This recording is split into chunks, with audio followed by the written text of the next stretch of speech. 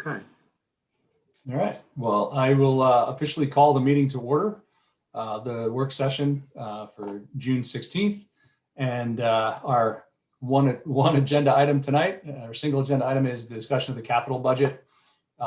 Larry, I think what would be most helpful is if you and/or Brenda kind of update us on the changes from the original draft, what's been moved around, what's been increased, decreased, that sort of thing.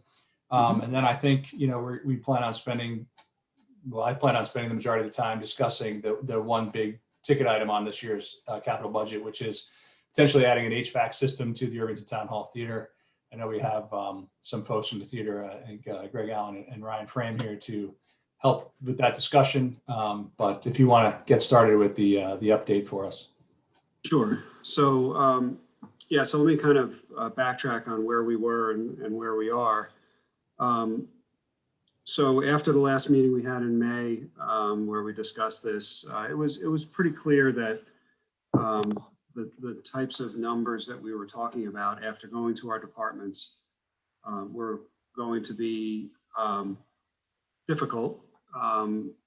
If you recall, I'll give you some numbers to refresh your memory, but it was the total debt service that was being generated that would impact next year's budget. So the 2022-23 budget was a little over $474,000. So that is a pretty significant hit to the tax rate that you'd have to absorb, and that's before dealing with salaries and benefits and other things that may change next year as well. So we went back to the departments. Each of the departments was very responsive.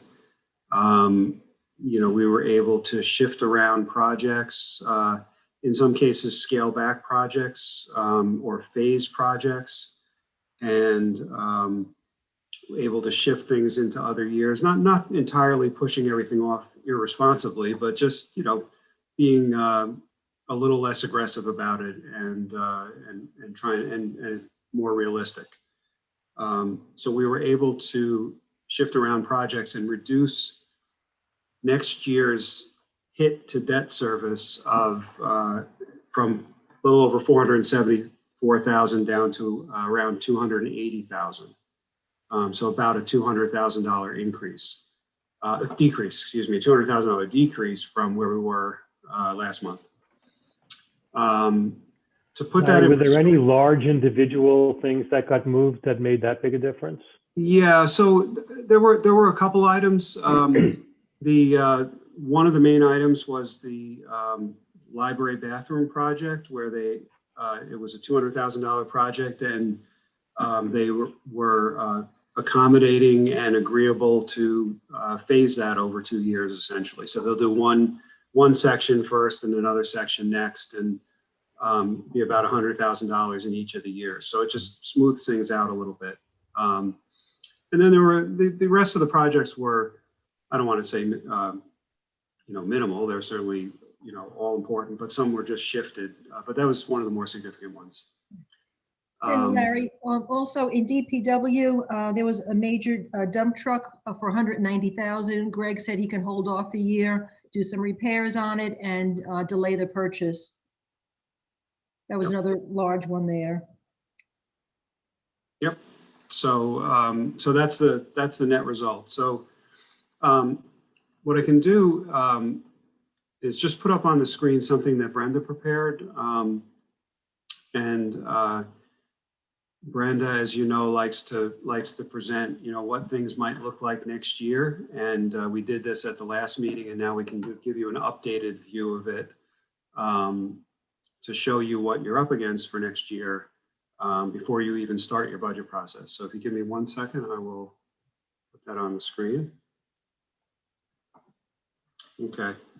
So this is, as Brenda calls it, the early look at the 2022-23 budget, and it certainly is, since our fiscal year this year just started. So we're now looking at next year. And Brenda, I'll let you run through this, but sure. Just giving a basic increase for police salaries and union and non-union salaries, you can see the impact of those. So our health insurance, I would anticipate a 5% increase in that area. For workers' comp and regular insurance, we had a 3% increase this year. I think we could anticipate a 3% minimum next year. We are coming off a 2-year fixed rate on our workers' comp. So what it will be for the following year, I would anticipate an increase, perhaps more than the 3%. Retirement stock market is doing well on the returns. So I think the 1 year that had the significant downturn, that was last year during the pandemic, I'm hoping that the rates go down a little bit. So that would be a good thing. Otherwise, this is really before we have any other requests from any other departments. So those changes would be about 1.4, 1.5% increase in the tax rate. And then our current debt service schedule at the moment is anticipated to decrease. That's on the regular, paying off of principal. And then the new bonding would increase it by about $280,000. So the new bonding would be the amortized cost for the 1 year, for the first year of debt repayment. So that all combined would be at least a 3% increase.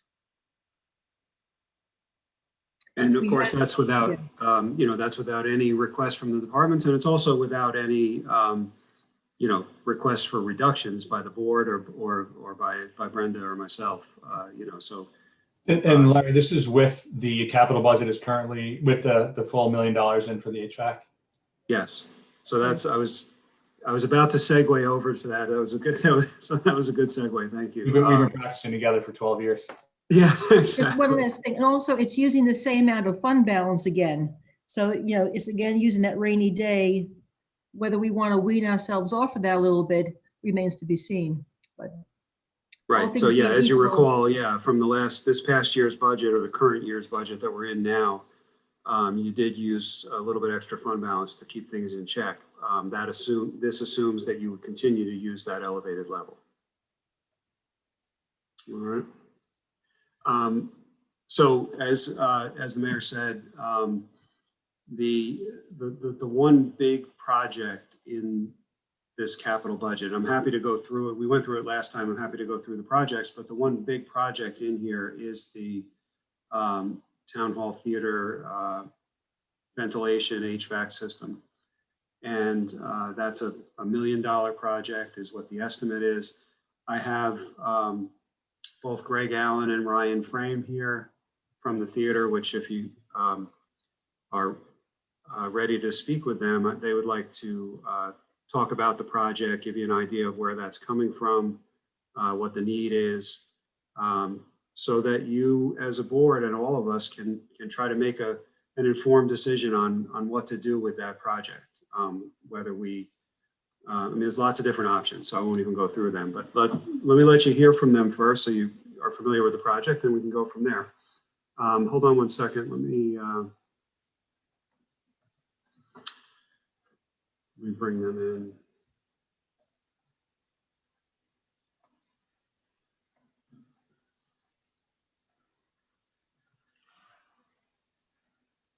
Okay.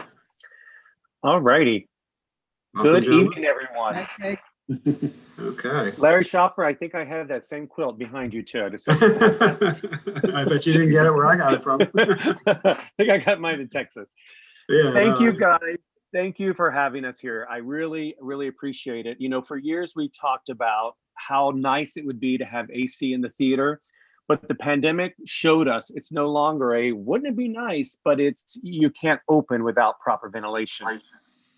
A few months ago, as he said, we set out to do this feasibility study, and our operations manager, Ryan Frame, will go over that, just a little bit of that with you.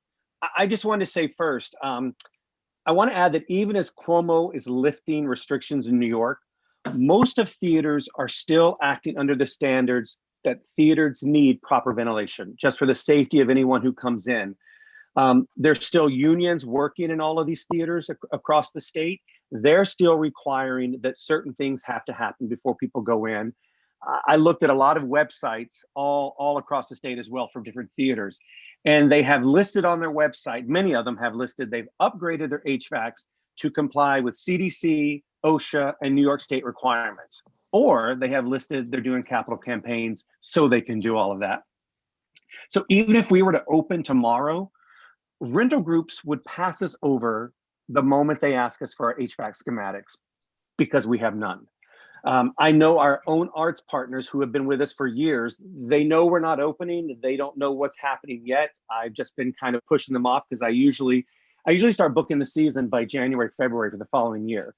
So they've been looking for places just this year to make sure they have a place, a venue to perform in, but ventilation is at the top of their list as they're looking. So I know it's also a very big thing as well to them. We are a rental house. And as a rental house, our revenue comes in on how well I'm able to rent out the space. So I just want to keep that in your minds as you're thinking about this. If I can't rent it because someone will walk away from us because we don't have that, that's really gonna hit that bottom line of revenue. So I just hope we can find a way to make the ventilation a reality so that we can open down the road in full confidence that our patrons, anyone that walks in the building, they're coming in and they're breathing safe air. So I appreciate you listening to us tonight. And I just wanted to let Ryan go ahead and go through some of what we had in the feasibility study. Yeah, as Greg mentioned, we sort of look to refresh the feasibility study really to accomplish several goals from the 2007 study, which is when it was last reviewed. Some of the major goals in refreshing this were to, first of all, bring the theater up to current New York State Mechanical Code in terms of ventilation requirements. And that is actually separate from COVID. But a big chunk of that was also ensuring that we have necessary filtration, which is required under the COVID standards that were released at the time we commissioned the study. One of the other things that we spent a great deal of time focusing on is trying to find a solution that is, more cost effective in the long run than the solution that was proposed in 2007. We were trying to strike a balance between sort of minimizing the visual impact on the space and still producing sort of a product that's useful. And the current study, we pulled back in a few different areas in order to more adequately serve the need and loosen up a little bit on the aesthetic impacts, which were of greater concern in 2007. And really the last item that we sort of focused heavily on was the cost estimate from the original study. The original study only considered construction costs affiliated with the installation of a ventilation system, and it did not consider any of the soft costs or the design costs that would be necessary. We also, took into account several items that were not considered in the 2007 study, but and at the time were actually not relevant. They only became relevant in 2014, 2015 with the recommissioning of the skylight. So we had to consider additional costs associated with that.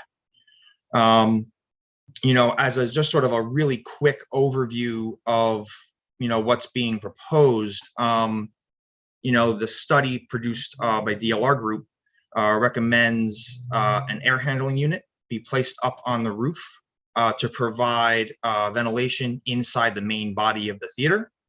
And that system would be basically dedicated for the majority of the theater. That would provide heating and cooling. Heat would be provided by the existing steam furnace, steam boiler in the basement, and a dedicated cooling tower also located up on the roof. The support spaces would be supplied with a dedicated outside air system with cooling and heating for the actual air coming in through the dedicated outside air system, along with retaining the excuse me, along with retaining the radiators in the perimeter spaces of the room to minimize losses there. Their recommendation is to remove the radiators from the main body of the theater and solely heat or cool the space from the air handling unit. One thing worthy of note on the air handling unit is we explored the possibility of separating the air conditioning and phasing air conditioning in separate from ventilation.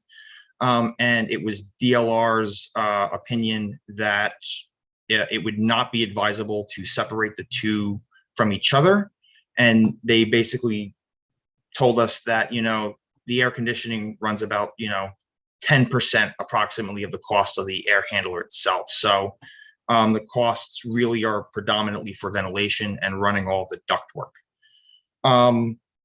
In terms of the financials, the original study estimated a construction cost somewhere between $720,000 and $800,000.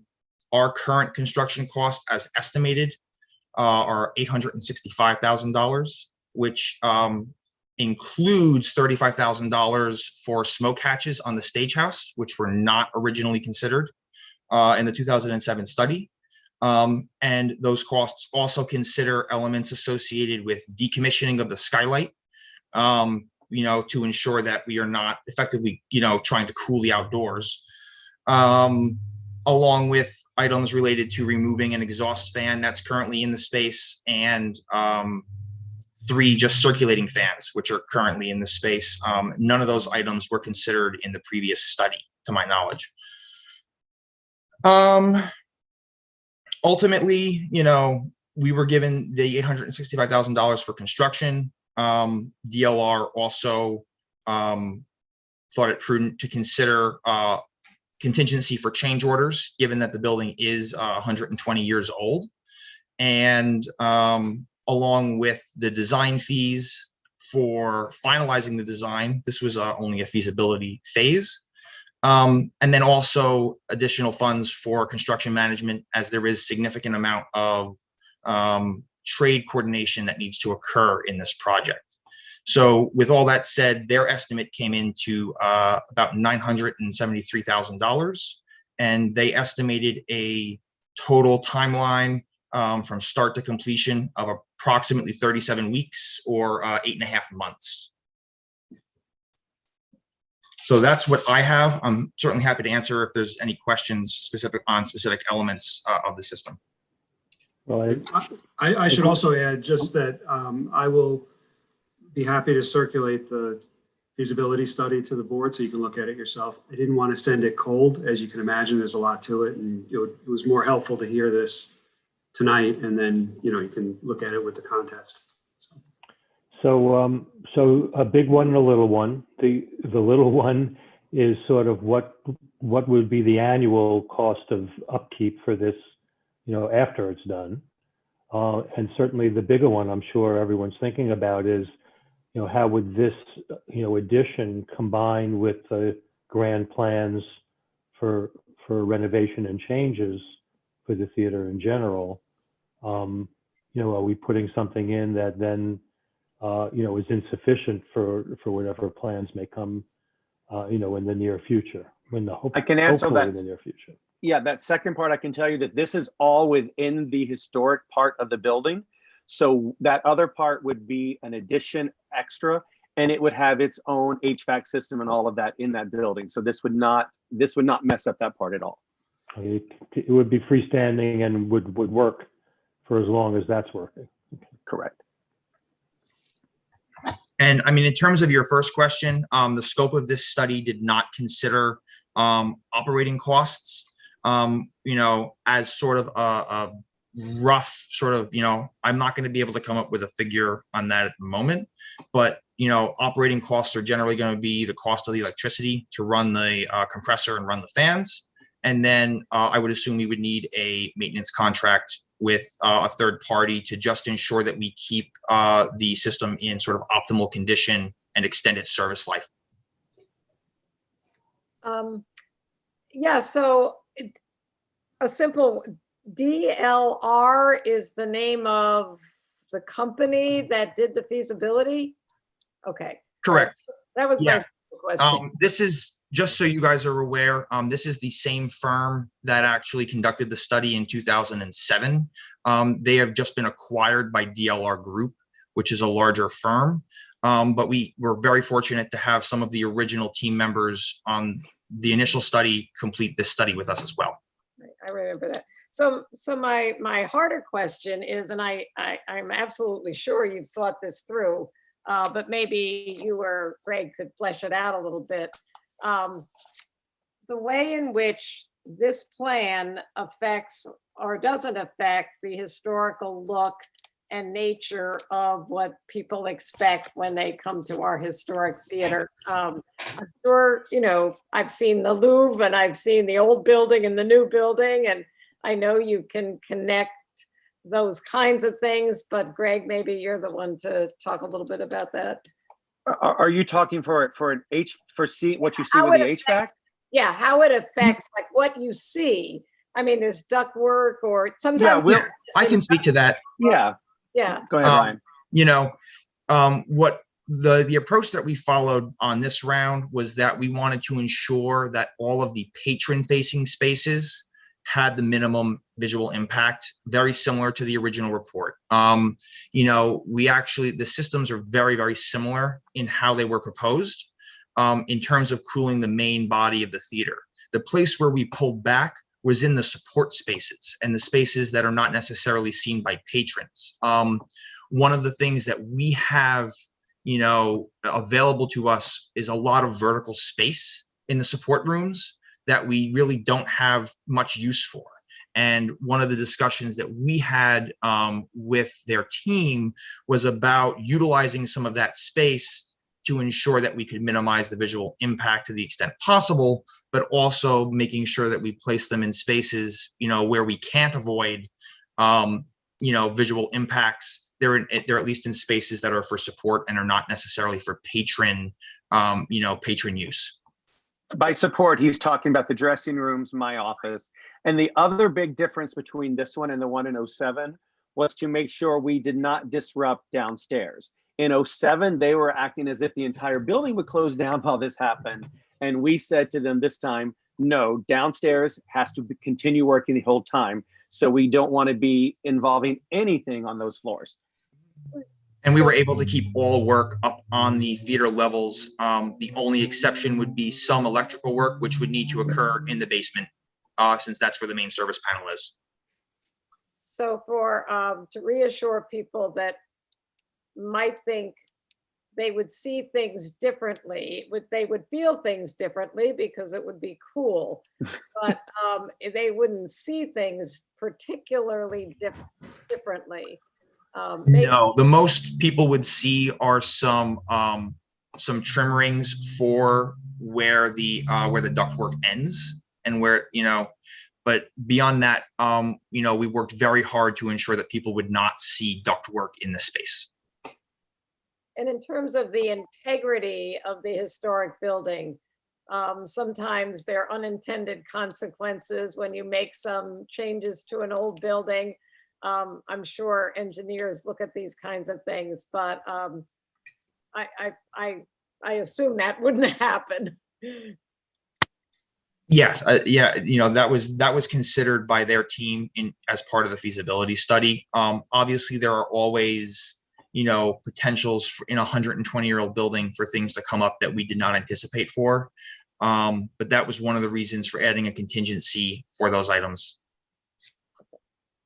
Thank you. Now, the other thing too is, so as far as the roof equipment, I know some of it is proposed to be located on the stair tower, but there is some that's on the actual roof itself, right? Of the existing. All of the equipment would be located on the addition on the north end of the building, basically the theater's entryway on that concrete.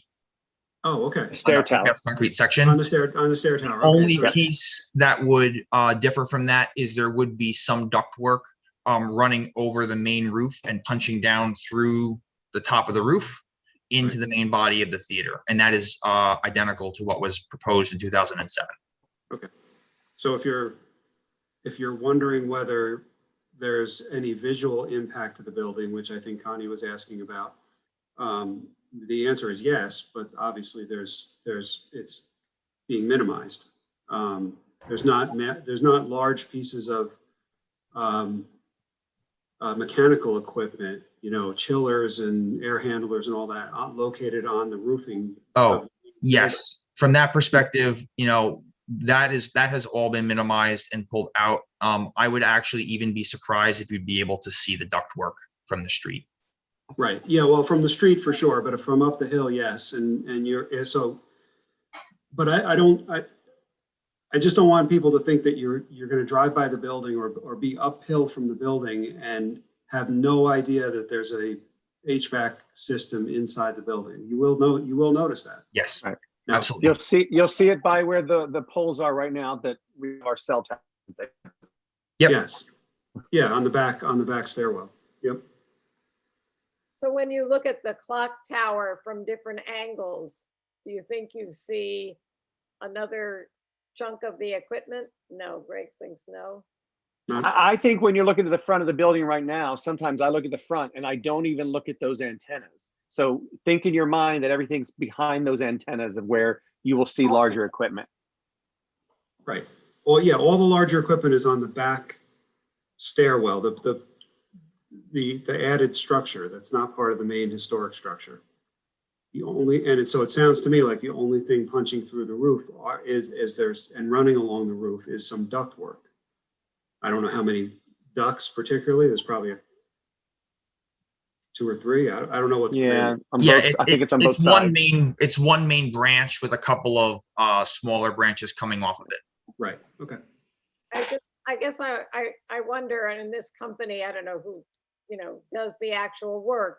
Is the anticipation that there would be someone with historic preservation knowledge kind of overseeing things when it comes to like, whoops, don't do that, or, some role of somebody who keeps an eye on the historic. It might be, 2 days. Those items would be finalized during the design phase. Right. At the feasibility phase, that wouldn't have been considered.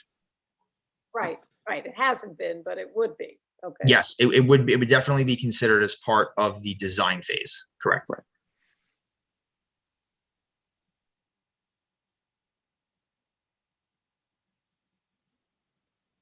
Well, just as a general comment, I don't see how we can't do this. I mean, we have the theater is pretty much useless without it, and it's an incredibly valuable commodity for us to have as a village and even as a region. And for Greg's hands to be totally tied and not even to be able to entertain the usage, I think we need to figure out a way to get this done. Yeah, And while we do it, that's up to Brian. Yeah, and while we do it, we are going to continue doing things outdoors the way we're doing this summer, our first summer season ever. That will continue into the fall, and we will just keep planning things other places so that we keep the theater's name out there as well, because we are the cultural heart of the river towns, as we've now branded ourselves. Right. So my questions were not to disagree with Trustee Lonke. It definitely, I agree this is needed. It was just my check those boxes to make sure that the due diligence is going to be there about the look and the feel and the protection of the building. Yeah. Understandable. Yeah. So I don't see Mark and Janice saying I'm completely against this, so I will assume they're at least neutral to positive on the idea of trying to figure out a way to get this done. Then it comes down to finding the money. And if there's, I don't know if you have questions, Mark, about the plan. I mean, obviously, I think it helps to get a copy of it, but no, I don't have questions. I can understand what's being talked about, but my concern is already looking at the rough estimate for next budget season, and we're sitting at 3% without any requests coming in. from any other departments. So it's very difficult. I mean,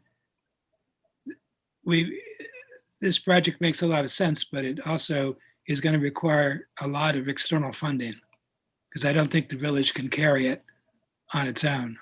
Yeah, and I think that's where if funding's the main issue, which to me it was the main issue, I do have a bit of an update. I had a great conversation with Tom Abenanti and Andrea Stewart Cousins last night. They both immediately said they thought this was a super, very worthy project. Tom kind of offered immediately his kind of maximum what he could provide, which is about $125,000. Andrea Stewart Cousins also said, this would be a top priority for her and she would try to find the funding. That was kind of bandied about at about 350,000 without having to look too hard. So, to me, we've gotten a good chunk of this, potentially lined up. We actually provided some more information to her staff today to see what they could find out. So I'm hopeful they actually said they were looking at funding requests this week. So I think we timed this just right. So every once in a while we get lucky. So we might have a better sense in the next, week or so what they think they can provide. And I was talking with Larry, kind of pre-meeting about this. And, I think the way I'd like to move forward is to kind of pick a number, a much smaller number, say $250,000 or so that the village would potentially be willing to expend on this, which would obviously lower our tax rate. Also, this is about a third of the expenditures, and if we reduce that by 3/4, it's going to help a lot. But and kind of go ahead, and if we can't find outside funding, we'll have to reevaluate. But as Larry said, we probably wouldn't fund this, fund the debt service part of this until the fall. So we'd have a couple months at least, maybe almost 6 months, maybe 5 months to kind of finalize and try to find outside funding. I think along that, during that time too, we are going to have some of that, the federal aid money coming in that we can potentially look at as another potential source. So to me, to get to that $750,000 number, that was kind of in my head, and maybe we could go a little, maybe we get 800,000 and make it even smaller number for the village when all said and done. But I feel like there's, just from and again, maybe it was one of those things where all the good news happened, on day -1 with Tom and Andrea. But, I just felt like there seems to be a lot of momentum behind, getting funding for something like this. So I was fairly hopeful that this wasn't a dream, like the way it's been for 10 years or so, Connie, but something that, again, I think it's it's not, wouldn't it be great to have some summer programming? It's more like we want to make sure we can have programming period in our historic theater. So, I think that resonated well with, the powers that be, and that's without looking at any federal funding as well. So, I'm hopeful that we can secure, the majority of the funding from an outside source. Yeah, I think you're right in looking at the way in which funding is directed at cultural and artistic institutions. I mean, I don't think anybody ever thinks that Irvington is going to be the shopping center of Westchester. I mean, we've had, but I think it can well be, a place that attracts people because of, as Greg says, the cultural center, a recreation center, that kind of center for economic development, local jobs and others. So I think funders at different levels of government look at that kind of thing. I've looked at enough grants myself to see which boxes you have to check off to get funding from different sources, from different grants. So it seems like it would hit many of them. So Brian, Larry, am I understanding correctly in that what Brian's proposing is taking $750,000 out of the existing numbers that we just saw Brenda put up, and thereby, committing us to $250,000 as a concept, and then lowering that 3.0 by whatever $750,000 is. Hold it. Wouldn't all this money be coming out of the capital budget? So you're not really, it's not a block amount of money, right? I mean, it's whatever the financing is Right. for on the 10-year or 20-year, whatever the project Right. financing is. So yeah, I can summarize it in round numbers. So the project at $1 million, the debt service on that, which is part of the 280,000 that you saw on that previous page, the debt service that is attributed to the theater air HVAC is between 125 and 130,000 of that number.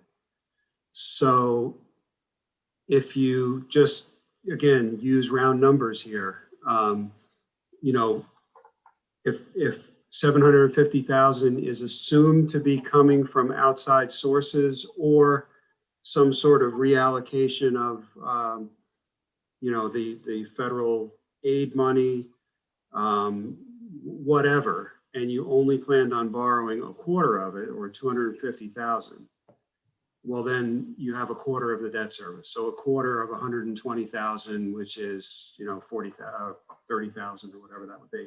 So you'd be able to pull out about $90,000 out of that $280,000 number. So, you know, you can do the math from there, but that's, that would be the relationship. So we'd be able to reduce by whatever number we end up, you know, ultimately doing. The nut that we're trying to crack here is $125,000 to $130,000 of debt service, which is kicked off by $1 million project. Okay, So, thank you. yeah, you know, whatever assumption you decide. You know, we happen to think after this discussion, it sounds to me like assuming that 75% of that number comes from elsewhere and not from borrowing, and only 25% from borrowing is what's being assumed. Now we may have to, as Brian said, we may have to adjust that, you know, as the answers start rolling in, you know, and then you'll have to make a different decision. But at least It just seems if the village is going to undertake a major project like this for next year, it also seems pretty obvious that the other departments are going to really have to tamp down their requests. I mean, there's only so much, you know, capital expense the village should undertake every year or add in every year, because you know, again, it extends out for, I don't know what the bonding would be. Would it be 20 years or what for this? well, I think our estimate we're using is 10 years. We do have to double check with bond counsel. There is a possibility that it's 15. I don't think it's 20, but we would have to check to be certain. So yeah, no, all of this is interrelated. That's why we start talking about next year's tax rate when we're talking about this year's projects. You know, it's a natural thing.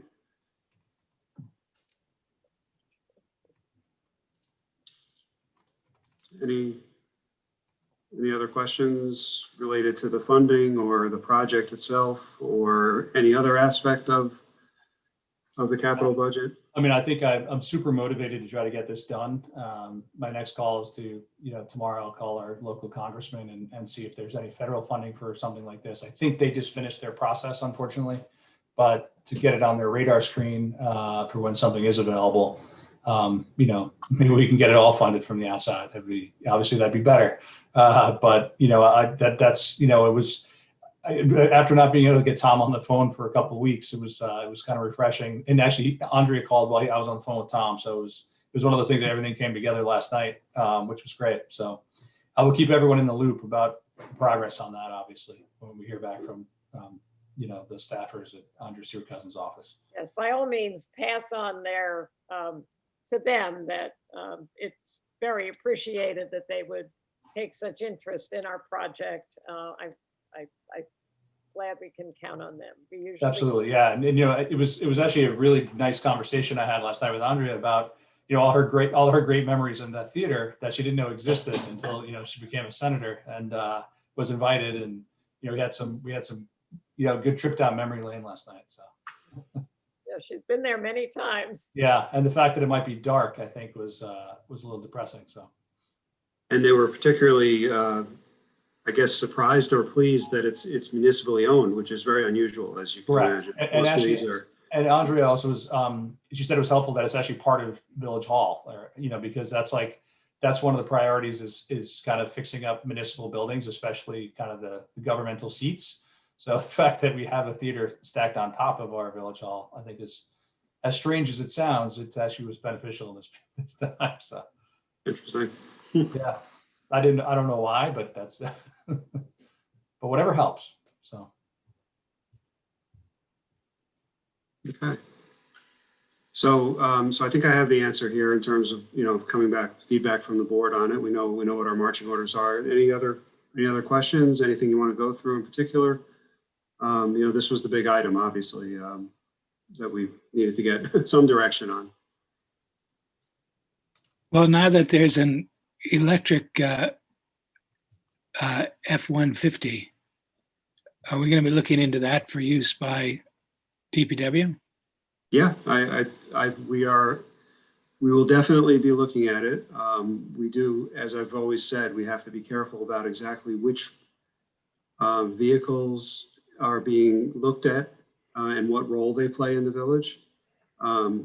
Something that's, a key part of plowing operations probably isn't the right vehicle because of the range and the downtime to recharge and all that. But there's plenty of other support vehicles that we could look at, and especially in other departments as well. So, Well, I don't know. I mean, what's its mileage supposed to be? 450 miles or something I like thought it was that? 150 or 200 miles, but I think Well, that's lower than what I thought I heard, but okay. yeah. But then in the stress of plowing, we'd have to see what that would be. You know what I'm saying? So there's just research we'd have to do, but it's encouraging, and certainly it checks off a few boxes, which is that it's from a from a dealer. It's not an add-on by a third party or something like that. So, And I think crews are going to fight to drive it because it's going to be an acceleration monster. yeah, exactly. We're doing donuts down Broadway. So by the way, Greg and Ryan, you're welcome to drop off if you want to, unless there's other questions. But I do have one other thing I want to talk to the board about, but you're welcome to stay or watch. Thank you all so much. I'm actually going to a rehearsal for a theater event. So thank you. There you Let's go. go, Thank you too. both. Thank you, guys. Appreciate it. Thank Bye. you, Thank you gentlemen. for all your work. Appreciate Thank all the hard work. All right. So, one other quick thing, and this is a little bit not directly related to the capital budget, but I just wanted to plant the seed, especially for you, Mark. I know you'd be interested in this, is that as I'd reported in previous meetings, the village had reached certain milestones with respect to the Clean Energy Communities Program of New York State of NYSERDA. So we had achieved a certain level of points, undertaken certain activities, and that in and of itself qualified us for grant monies. As of now, we have a total of $20,000 that we can apply for. And they're in different increments, 5, 5, and 10, but it adds up to 20. And they encourage municipalities who are applying for this money to reuse it for energy savings activities. It kind of builds on itself. So I don't have a little concise list to present to you, but I'm just kind of planting the seed that if there's anything you think has that there's a great need for that would fit nicely under that umbrella of $20,000, that could be a money savings, energy savings thing. Let me know what you think that priority is. We can talk about it, more fully at a meeting when you've had time to think about it. But the money does have to be requested by, not used by, but requested by late August. I think August 26th or thereabouts. So we have time to figure out exactly what we want to use it for, but we don't want to let that money lapse, of course. So what kind of projects are on the table? It could be anything that addresses resiliency, energy savings, any sort of sustainability type project. So it's pretty wide open. I mean, We obviously have EV chargers. If we wanted to add more, we could. That's a potential. But there may be other priorities that you have. So Are these matching or are they just straight out? straight out grants. So have Anyway, you yeah. thought of talking to the committee about their ideas? I can, yeah, I can reach out to the GPTF and see what their thoughts are. Well, I Sure. was thinking the one working on the actual certification as well, the one that Judy Frimmer's on.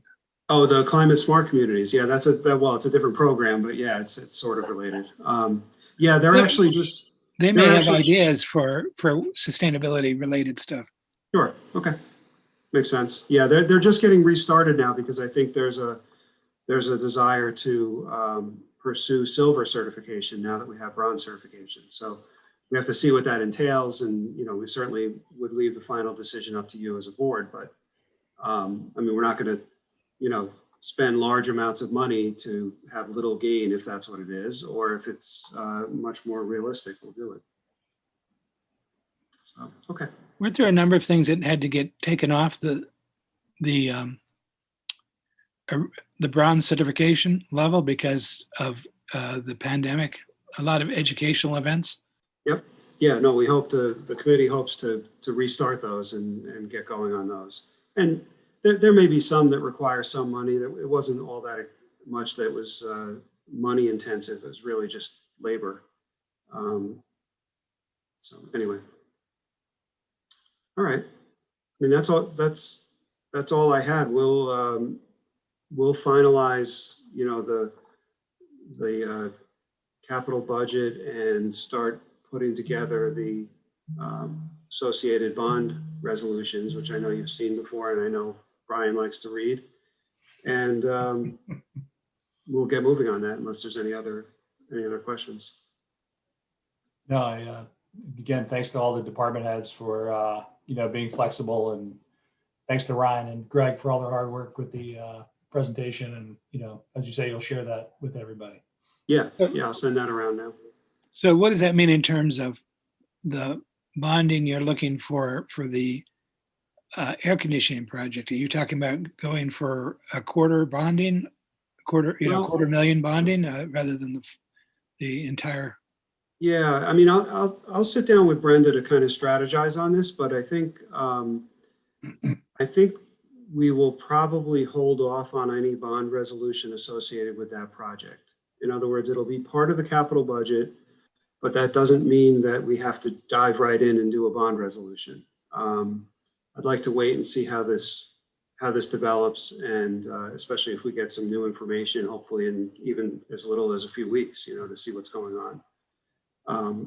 And once the picture becomes clearer, then we'll zero in on what that number is and bring it in front of you. And I mean, you'll potentially have to make decisions on that, of course. So Christmas in July? What's that? Christmas in July. Yeah, right. So we'll wait on that one. It's a little, I mean, normally we just go down the list and do bond resolutions for everything, but this particular project is just unusual, and It's large and it's a lot of unknowns right now. So. Yeah, and it's a tough one to handle out of nowhere. I mean, a year ago, I mean, of course, we've always been talking about this probably for now a few decades, but now there's urgency where last year, there probably, or in the past years, there hasn't been urgency. So It was always 3 years out, forever. That's why, for a timeline, our next set of bans mature early December, like the first week in December. So just looking at how the clock works for a project like this, it would be a passive referendum. All that means is it has to be published twice and have a waiting period. So you're probably looking at a good 60-day waiting period before we could borrow for it. So on a timeline, we'd want to get it resolved by September. Right. To give us enough time for the publications. Okay. It's on a schedule, Brenda. That's good. That's how you're right. That's in order to roll it into the upcoming ban. We'll get my hat out and start asking for money. yeah, It would be good to know the number to get a resolution by September, so we could have it as part of the ban renewal in December. Great. Yep. Cool. Good. All right. All right, everybody. If there's nothing else, I will make a motion to adjourn. Second. All in favor before I change my mind? Aye. Thanks, everybody. Talk